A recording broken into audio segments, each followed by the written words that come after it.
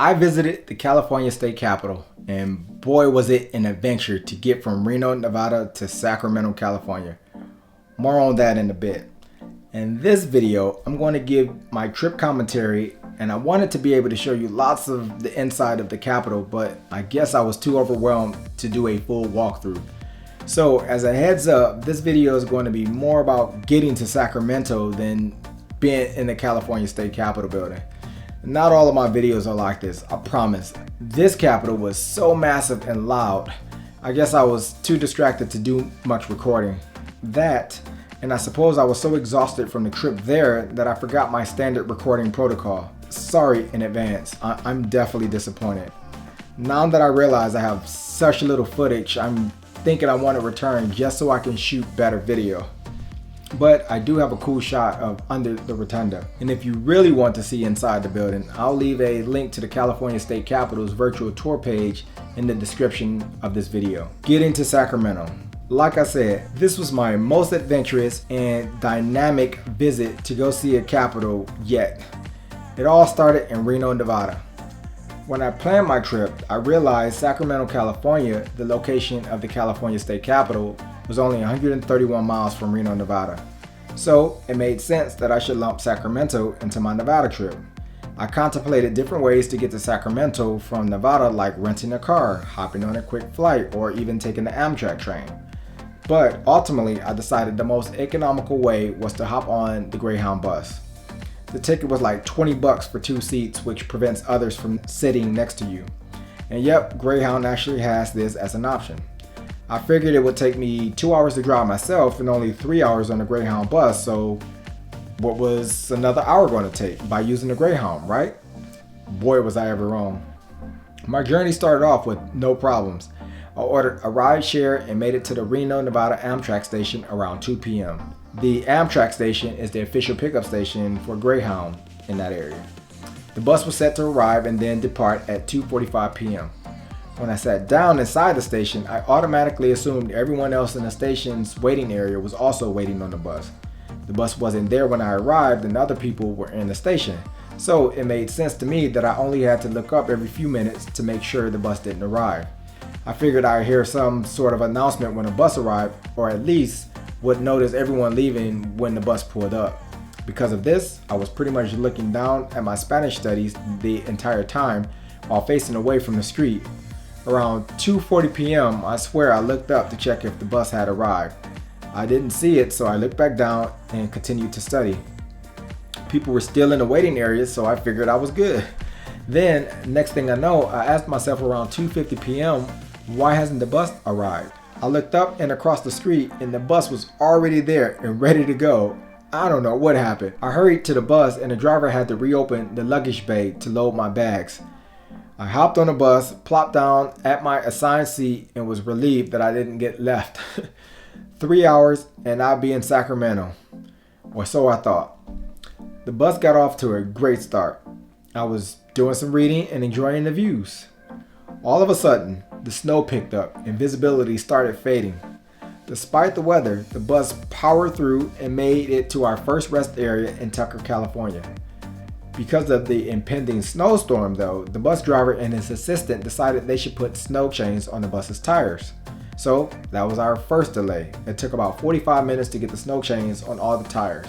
I later learned it was a state requirement to have snow chains on your car tires if you wanted to drive on the interstate during a snow downfall. So had I rented a sedan like I normally do, I wouldn't have been able to drive on the interstate anyway. Most rental car companies don't allow you to put snow chains on their cars. Anyway, after the first 45 minutes delay, the bus hit the road again. After about a 15-minute drive south on Interstate 80, the bus suddenly slowed to a halt.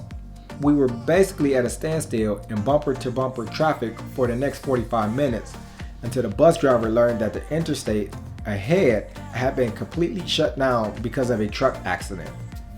So the bus driver and his assistant plotted their next move for the next 15 minutes and ultimately decided to take us back to Tucker, California until the roads were reopened. In retrospect, this was a great decision because at least we had the opportunity to use the rest stop's restrooms and walk to the nearby gas station through snow mush. Alright, so here I am in Tucker, California.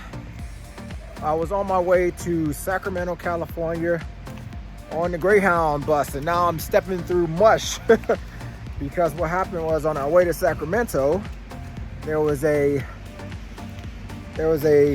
accident on an interstate I-80, and on an interstate there was a truck that tipped over, and apparently it blocked both lanes. And because it blocked both lanes, the bus that we were on decided, after we sat on the interstate for an hour, it decided that they wanted to turn around and go back to the last Greyhound station that we were on. And so that's where we're at. It's the evening, and they have 20-minute intervals for us right now, and they're giving us an update every 20 minutes. And so with my current 20-minute break, I'm gonna go to the gas station and get a couple of bottles of water and make it back to the bus.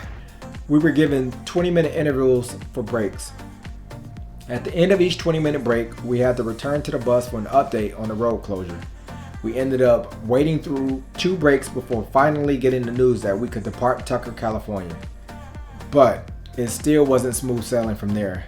Because snow continued to pour down, visibility was still pretty low. So the bus driver kept the bus's speed to around 30 miles per hour for at least the next hour on an interstate with a speed limit of 70 miles per hour. I wasn't mad though. It was what it was, and it was better to be safe than to be sorry. Eventually, we drove far enough that we were out of the snow, which meant that we then had to wait for the snow chains to be removed. This took about another 20 minutes. And afterwards, because it was raining, the bus still couldn't maximize its speed. I'm getting exhausted just thinking about this journey again. Anyway, about 4 hours after we were initially scheduled to arrive, the bus finally made it to Sacramento, California around 9:40 p.m. All right, 6 hours later, we finally made it to Sacramento. It was a pretty tough drive, but we made it, and I'm excited. We were initially scheduled to arrive at 6:15 p.m. So what I thought would take only 3 hours ended up taking us 7. But I was glad I had made it to Sacramento safely and that I had already knocked out my workout for the day. I ordered a rideshare and finally made it to my tiny but comfortable hotel room at the Inn off Capitol Park in downtown Sacramento around 10 p.m. My first impressions of Sacramento. I woke up the next morning and decided, since the morning was nice and because Planet Fitness was only about 2 miles away, I'd jog there. My jog took me through downtown and over the golden Sacramento Tower Bridge that goes across the Sacramento River and links West Sacramento in Yolo County to Sacramento in Sacramento County. After I finished my workout, I thought I was okay to run back, but I gave up on that plan after about a mile. I ordered a rideshare to take me 5 minutes to the hotel. In the meantime, I took the opportunity to get some nice video shots of the Tower Bridge Gateway Street.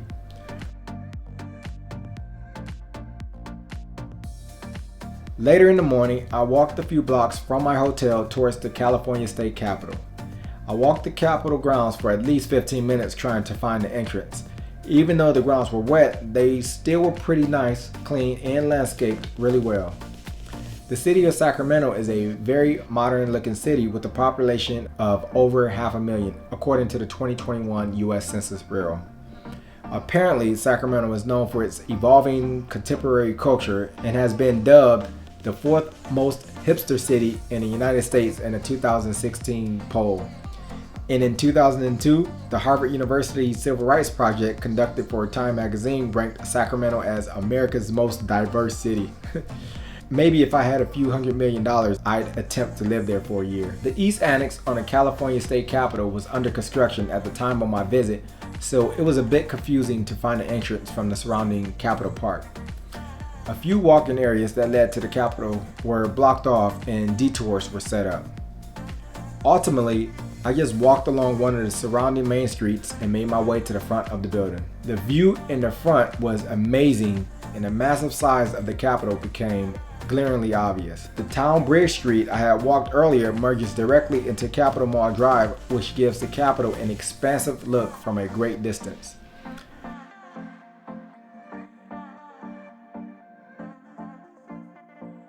The front door of the Capitol was closed to visitors, so I had to make my way to the south side of the building to get in. Now, a brief description of the Capitol. The California State Capitol completed its construction in 1874. It has 5 levels, including the lower level that includes the legislative bill room and the gift store. And most of the floors are filled with working offices and were inaccessible for tours. Like a few other capitals I visited, the entrance is guarded by a security checkpoint. Once I made it through the security checkpoint, I walked down the hall and entered into the first floor, quickly running into the historic 1906 governor's office.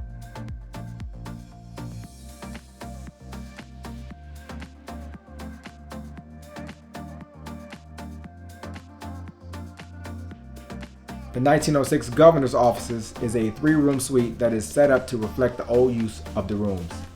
The governor used these rooms until 1951.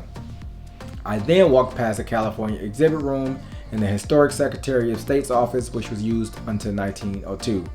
In fact, to get to the point, pretty much all of the first floor's offices are historic offices that are set up as exhibits and are no longer used.